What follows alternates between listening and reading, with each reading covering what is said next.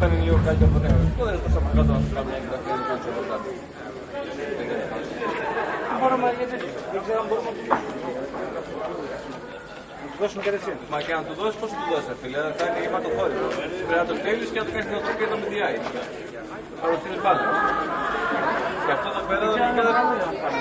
Και εδώ πέρα δεν πρέπει να παίρνει line, θα παίρνει mic.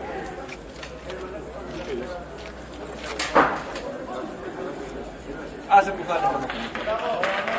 Άμα τη στείλεις με τα λόγια. Εδώ άμα έχεις ένα recorder κάτω, το γράφεις σε ένα υπολογιστή. Recorder δεν έχω. Και τελειώνει η φάση. Αυτά όλα θα είναι έξω. Τα παράκια. Ναι. Και μέσα είναι τα αριστερά, δεξιά και το κεντρικό.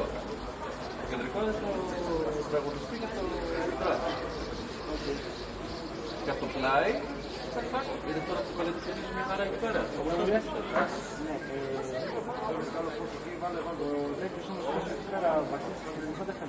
Μα γιατί έχουν δύο εκεί πέρα. Το ένα θα δείχνει τη μηχανή και το άλλο βασίστα. δεν έχει κυταρίστα ρε μαλακά. Μόνο από εκεί είναι. Και από εκεί μόνο είναι κυταρίστα. Δεν θα έχει άλλο κυταρίστα.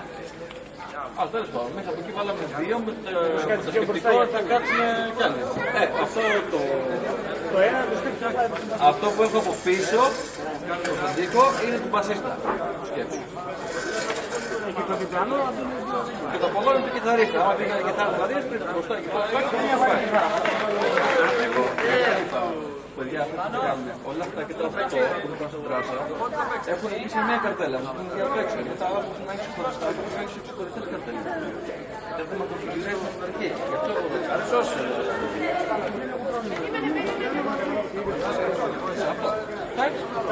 αυτό θα παίζουν ένα κανάλι.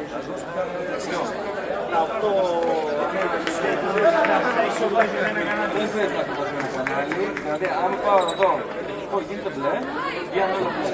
Αλλά αν πάω εδώ και τους πω κάντε color mix,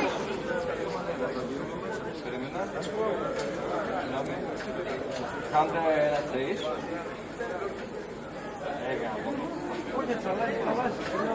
αυτό βλέπεις, είναι διαφορετικό.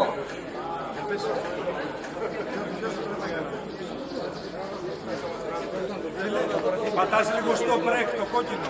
Αμέσως! Stop break. Από την άλλη πλευρά.